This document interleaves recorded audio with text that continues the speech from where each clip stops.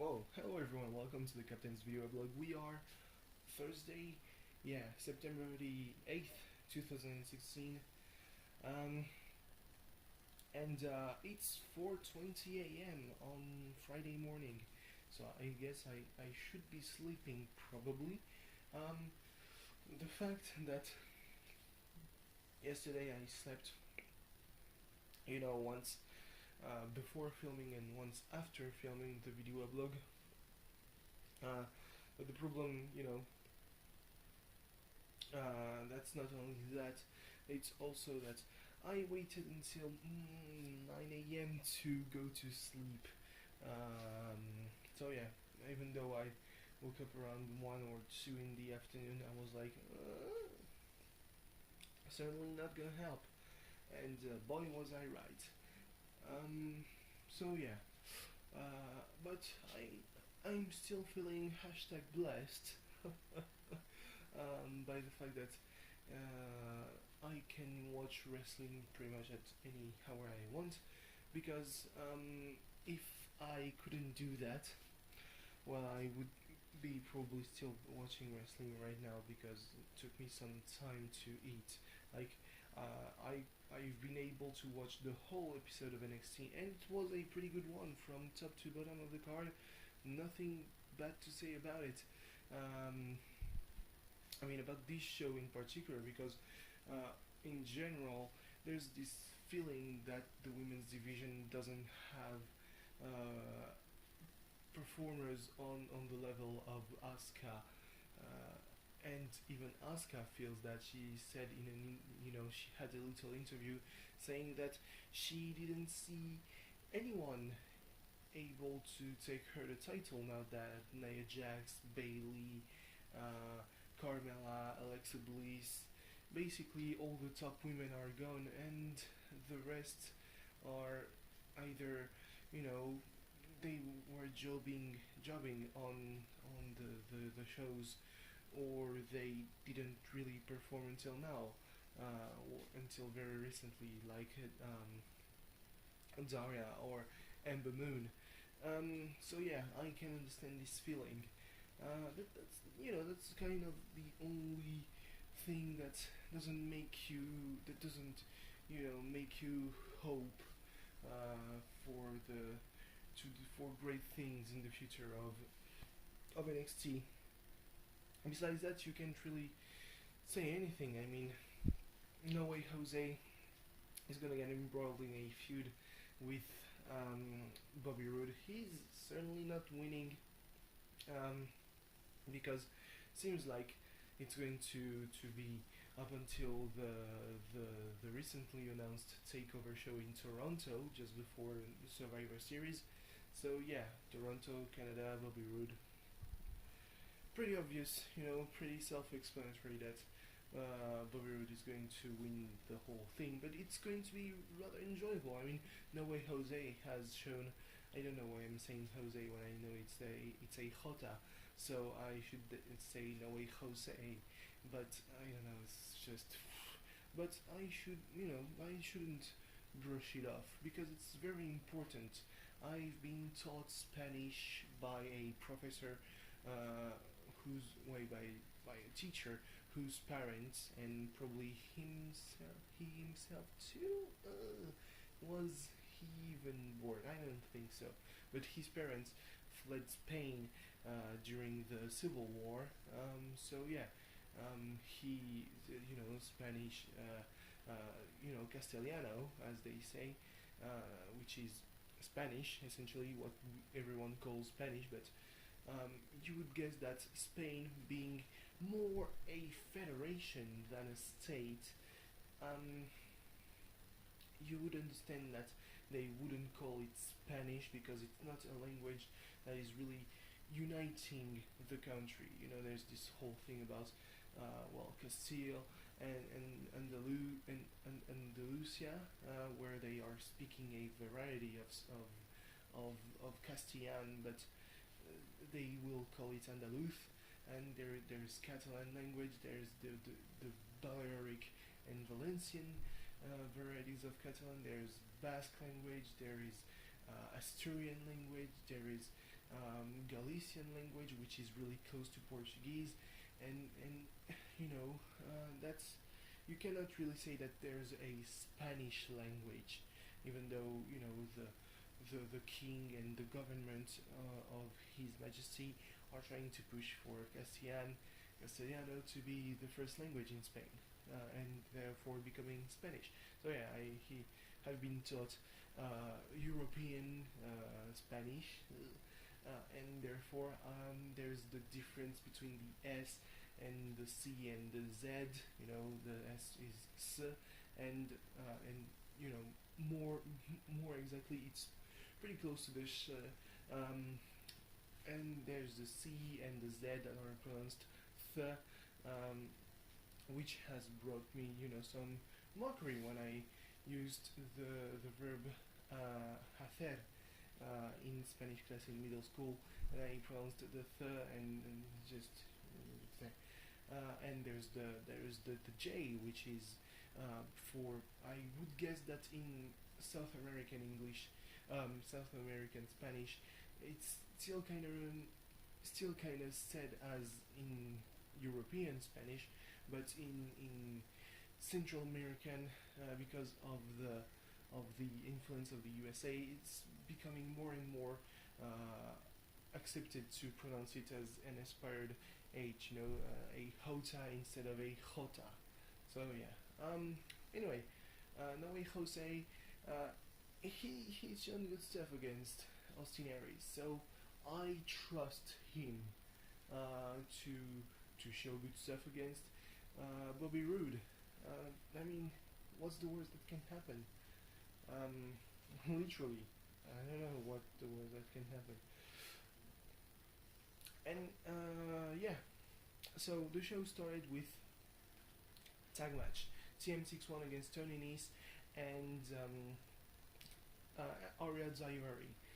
Now I understand that you don't want to make jobbers out of men who were in the Cruiserweight Classic, but the problem is the tag division is pretty poor. I mean, at one point Gargano and Ciampa are both going to Raw.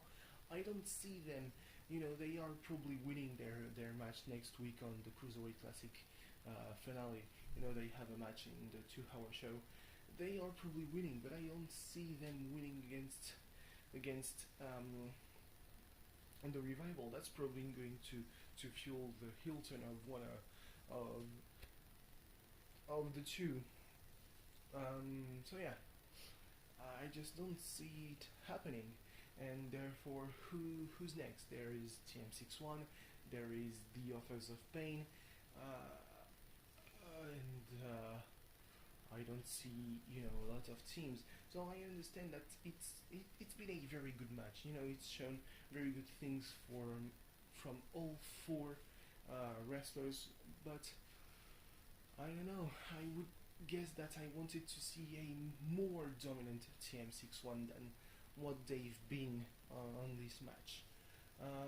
Then there's been the segment with Asuka. She said something in Japanese for I guess the other Joshi pro wrestlers who would want to transition to WWE. What else? Ember Moon won against Leah Vaughn, and Leah Lee, she won with her top rope, top turnbuckle twisting flipping stunner. I thought that she wouldn't use it, but guess I'm wrong. But it's going to be a very, very complicated move that probably takes way too much risk for the payoff. I know that it's a one-shot kill pretty much, but yeah, that's going to be tough. Then what else? There was the final match was Shinsuke Nakamura versus Steve Cutler, and it was very strange because on commentary there was Samoa Joe. Nakamura made pretty quick work of Steve Cutler, but Samoa Joe was speaking so softly, but every time the camera cut to him, he was visibly pissed. I don't know he suddenly got French again. He was visibly pissed that Nakamura was the champion and not him anymore. That was really an interesting thing to hear his tone of voice so calm and you know maybe even a bit relaxed, and then you see his face so intense, so angry, and you're like, oh boy, what the fuck, Joe? And then the match ended, and he said nothing, walked off. Okay, sure, why not?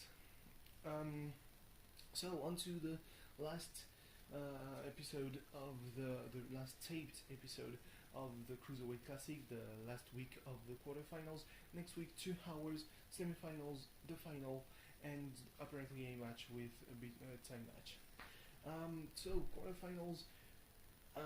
First match was exclusively British, very British. Noam Dar versus Zack Sabre Jr., a technical masterpiece. Just solid technical wrestling. Targeting the limbs very well. Noam Dar focused on the legs, on the left leg and the left knee of Zack Sabre Jr. Zack Sabre Jr. going for the arm, and at one point Zack Sabre Jr. fucked up, and therefore Noam started working the arm, but he shouldn't have done that, because at the end of the day, Zack Sabre Jr. won with a destructive submission maneuver. His arm was pretty fucked. So he decided that instead of pulling with his arm, he would pull with his leg. And oh boy, did he pull! Holy shit! If the shoulder didn't pop, oh, that was something to see. Zack Sabre Jr. is going to face Grand Metalik. I think he's gonna win. I mean, to me, the final was always going to be Zack Sabre Jr. versus Kota Ibushi. Kota Ibushi is facing the winner of T.J. Perkins versus Rich Swann. It was a very fun match, and I mean fun in a very entertaining way. Rich Swann is set to go on Raw, so win or lose, he's winning anyway. And we had a little dab off between Rich Swann and T.J. Perkins, and because T.J. Perkins, it's his thing. He dabs, he hits the dab. Boy, he did it, and he did it once. And at one point, I didn't know I could get so intense about a dumb dance move when suddenly I see Rich Swann hitting the dab, and I was like, oh shit, it is on. Yeah, very very fun match that TJP won. Yeah, I think he deserves it. Now it's going to be, it's going to be complicated for TJP against Kota Ibushi. It's probably the most obvious result in quite a while. But yeah, still, it's going to be a very interesting battle of the how could you say that, of the styles between T.J. Perkins, who is very high flying. He jumps everywhere, and Kota Ibushi still has some high flying, but he's very strong. And he has some strong style to him, going for him, and it's going to probably make the difference. He's been able to keep Cedric Alexander grounded, but not for too long. So I guess that against T.J. Perkins is going to be very interesting, and also a very interesting match between the very technical, but still kind of high flying, but also very methodic. Just he goes for the details. He will turn around your fingers, work your wrist. Zack Sabre Jr. is pretty fucked up in his, sort of psychopathic in his style of targeting a place against Grand Metalik, who is, he has a very large arsenal of impressive high-flying moves, lucha, and all that. That's going to be two very impressive matchups, and I cannot wait for the finale. Even though the trophy is pretty underwhelming. Anyway, so the Paralympic Games have started, and we already have one gold medal in judo. That's better than for the valid, you know. So yeah. Oh fuck, a moth. So yeah, I'm gonna fuck off right now because I have this exam in like 5 hours, and it's not even in my village. So yeah. Thanks for watching. See you tomorrow. Goodbye.